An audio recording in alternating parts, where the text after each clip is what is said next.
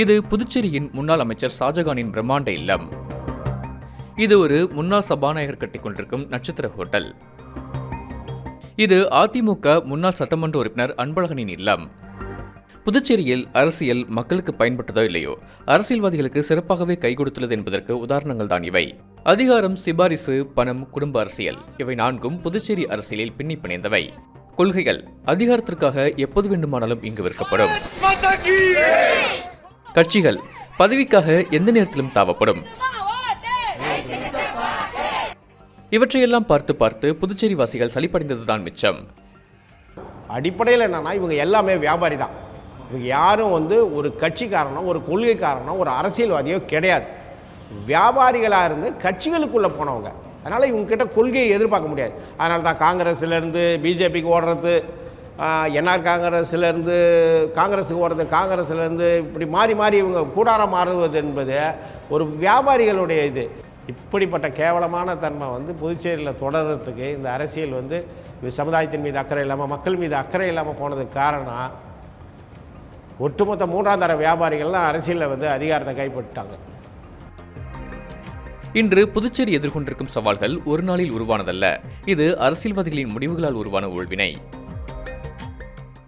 ஏறக்குறைய ரங்கசாமி காலத்திற்கு முன்னால் அடிக்கடி இந்த முதலமைச்சர்களின் மாற்றம் நடைபெறும். காரணம், அரசாங்கம் கவிழ்ந்துவிடும், ஜனாதிபதி ஆட்சி அறிமுகம் செய்து வைக்கப்படும், மீண்டும் தேர்தல் நடக்கும், பழையபடி புதிய ஆட்சி உருவாகும். இந்த இன்ஸ்டெபிலிட்டி என்று நாம் சொல்கிறோம், பொலிட்டிக்கல் இன்ஸ்டெபிலிட்டி என்பது அரசியல் ஸ்திரத்தன்மை இல்லாத ஒரு நிலை. இது அடிப்படையிலேயே புதுச்சேரியினுடைய வளர்ச்சியை கடுமையாக பாதித்தது.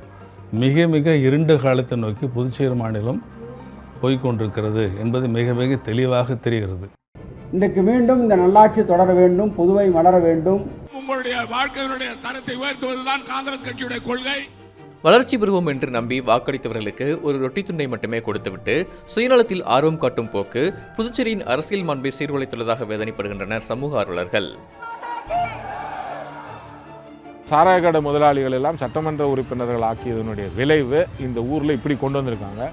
நீங்கள் அரசியல் அப்படின்னாட்டா ஒரு கொள்கையற்ற அரசியலும் மாண்பற்ற அரசியலும், பணம், யார், பதவி, ஆசை, இது எங்கே கிடைக்குமோ அங்கே ஜம்ப்பு, உடனே இமீடியட்டாக கட்சி மாறுவதும், இமீடியட்டாக அந்த கட்சியில் இருந்த இந்த கொள்கையில் இருப்பதும்.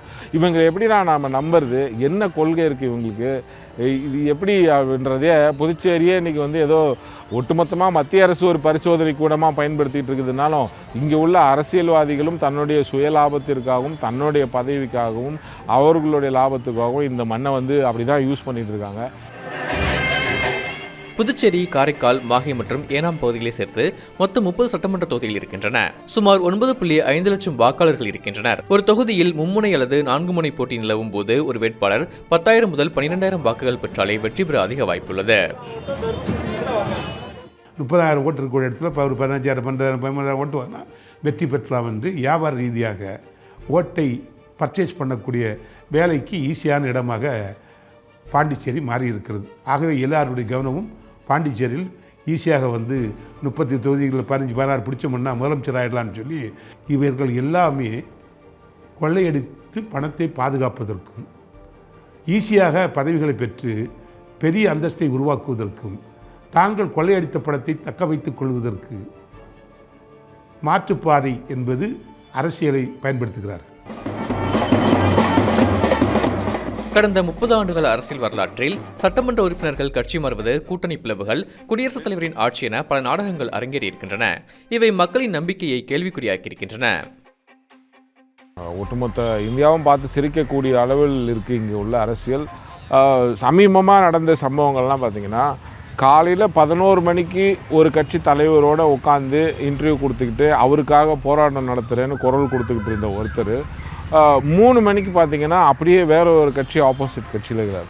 நேற்று ஒரு கட்சியில் இருந்தவர் இன்றைக்கி அவர் காலையில் ஏஞ்சா எந்த கட்சியில் இருப்பாருன்ற அந்த ஒரு நம்பகத்தன்மையே இல்லாத ஒரு விஷயமாகவும், எந்த கட்சிகளுமே புதுச்சேரியை பொறுத்த வரைக்கும் அந்த ஒரு கொள்கையின் கீழே கட்டமைக்கப்படலை. சில சமயங்களில் 2 அல்லது 3 சட்டமன்ற உறுப்பினர்கள் ஆதரவை விலக்கிக் கொண்டாலே ஆட்சியை கவிழும் அளவுக்கு புதுவை அரசியல் பலவீனமாக இருக்கிறது. 2016 முதல் 2021 வரை நடைபெற்ற அரசியல் குழப்பங்கள் இதற்கு நேரடி சான்று. 2021 சட்டமன்ற தேர்தலுக்கு முன்பு காங்கிரஸ் ஆட்சியில் பொதுப்பணித்துறை அமைச்சராக இருந்த நமச்சிவாயம் தனது பதவியை ராஜினாமா செய்துவிட்டு பாஜகவுக்கு தாவினார். 2021ஆம் ஆண்டு தேர்தலில் பாஜக சார்பில் போட்டியிட்டு வெற்றி பெற்று என்ஆர் காங்கிரசுக்கு அழுத்தம் கொடுத்து அமைச்சரானார்.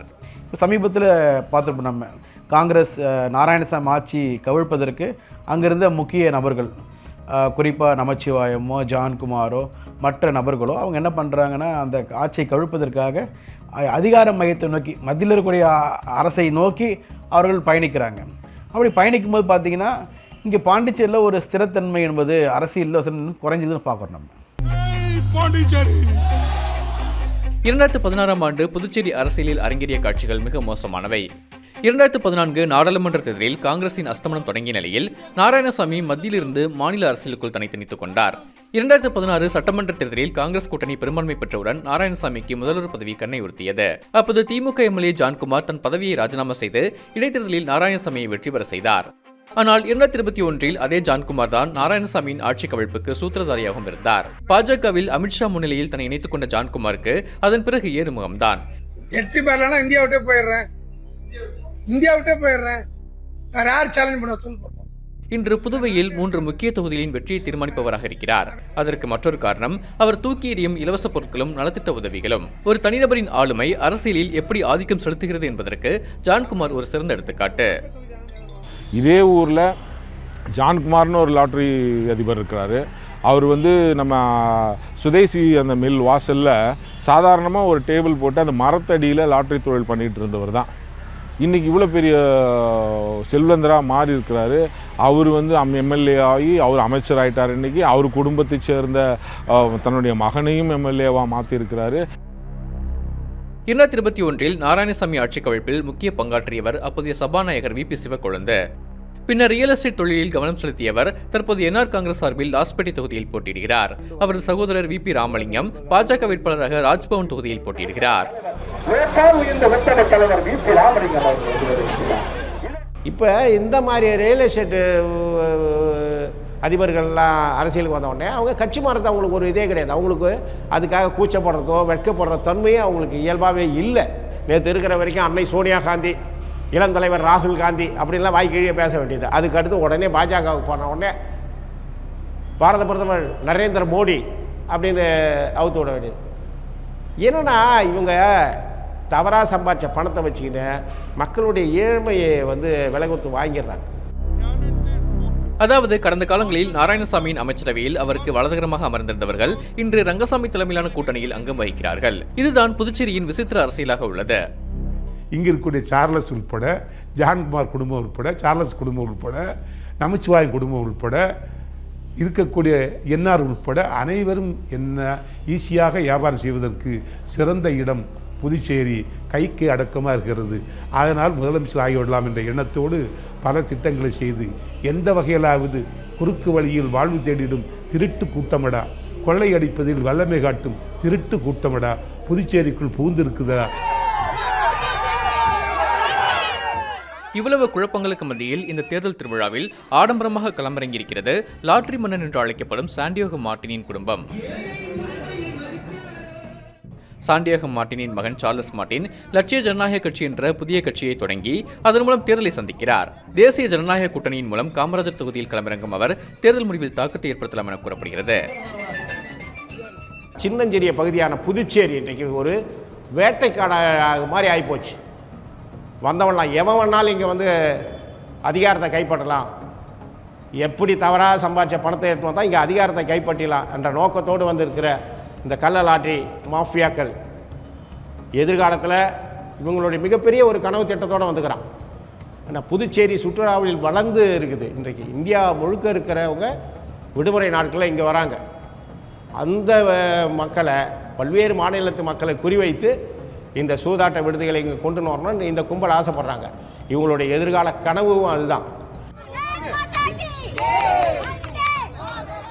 புதுச்சேரி போன்ற சிறிய பகுதியில் தேர்தல் செலவினங்கள் மற்றும் விளம்பரங்களில் மார்டின் குடும்பத்தின் நிதி பலம் மற்ற கட்சிகளுக்கு பெரும் சவாலாக இருக்கும். பணபலத்தின் மூலம் வாக்குகளை பெறுவதும் மக்களாட்சி மீது மிகப்பெரிய கேள்வியை எழுப்புகிறது. அரசியல்வாதிகளின் இந்த போக்கே புதுச்சேரியை முடமாக்கி போட்டிருப்பதாக நிபுணர்கள் குற்றம் சாட்டுகின்றனர். அதாவது ஒரு ஸ்டேட்ஸ்மேனுக்கும் ஒரு அரசியல்வாதிக்கு என்ன வேறுபாடு என்று சொன்னால், ஒரு ஸ்டேட்ஸ்மேன் அடுத்த தலைமுறையை பற்றி யோசனை செய்வார், ஒரு அரசியல்வாதி அடுத்த தேர்தலை பற்றி சிந்திப்பான் என்று. இவர்கள் எல்லோருமே அடுத்த தேர்தலை பற்றி சிந்திக்கிற காரணத்தினால இவர்களுக்கு இலவசங்கள் கொடுப்பது, முதியோர் ஓய்வூதியம் கொடுப்பது, இந்த மாதிரி வேலையே செய்யாமல் இவருக்கு எப்படியெல்லாம் மிக்சி, கிரைண்டர் போன்ற பொருள்களை கொடுக்க வேண்டும் என்று யோசிக்கிற காரணத்தினால அடுத்த தேர்தலில் எப்படி வாக்குகளை வாங்குவது என்பதற்கான திட்டங்களை மட்டுமே இங்கு இருக்க அரசியல்வாதிகள் தீட்டிக் கொண்டிருக்கிறார்கள். ஆனால் இவருக்கு இப்படிப்பட்ட நபர்கள் ஆட்சிக்கு வந்தார்கள் என்றால் புதுச்சேரியினுடைய நிலைமை என்பது எதிர்காலத்தில் மிக ஆபத்தான விஷயமா மாறும் என்பதை நம்ம பார்க்குறோம். நாம ஒட்டுமொத்தமாக பணம் படைத்தவர்கள் கையிலையும் கொள்கையற்றவர்கள் கையிலையும் இன்றைக்கு இந்த புதுச்சேரி அரசியல் சிக்கி சீரழிந்து கொண்டிருக்கிறது என்பதுதான் உண்மை. புதுச்சேரியுடைய கலாச்சார தன்மையை சீர்குலைத்து வியாபாரமாக்கி விபச்சாரமாக்கி கொண்டிருக்கிறார் என்பதை புதுச்சேரி மக்கள் புரியாத வரையிலும் புதுச்சேரியில் இவர்களுடைய குத்தாட்டம் தொடரும். இப்படிப்பட்ட நபர்களை அடையாளம் கண்டு கொள்ளணும், அவர்களை அரசியலிலிருந்து புறக்கணிக்க வேண்டும் என்றது எங்களை போன்றவர்களுடைய சமுதாயத்தின் மீது அக்கறை உள்ளவர்களுடைய புதுச்சேரி நலனில், புதுச்சேரி எதிர்காலத்தின் புதுச்சேரி எதிர்கால தலைமுறையின் மீது அக்கறை உள்ள ஒவ்வொருவருடைய ஆதங்கமும் இதுதான். இந்த சட்டமன்ற தேர்தல் புதுச்சேரி மக்களுக்கு இழந்த நிம்மதியை மீட்டு தருமா அல்லது முடிவில்லாத ஒரு துயரில் தள்ளிவிடுமா என்பதை பொறுத்திருந்து பார்ப்போம்.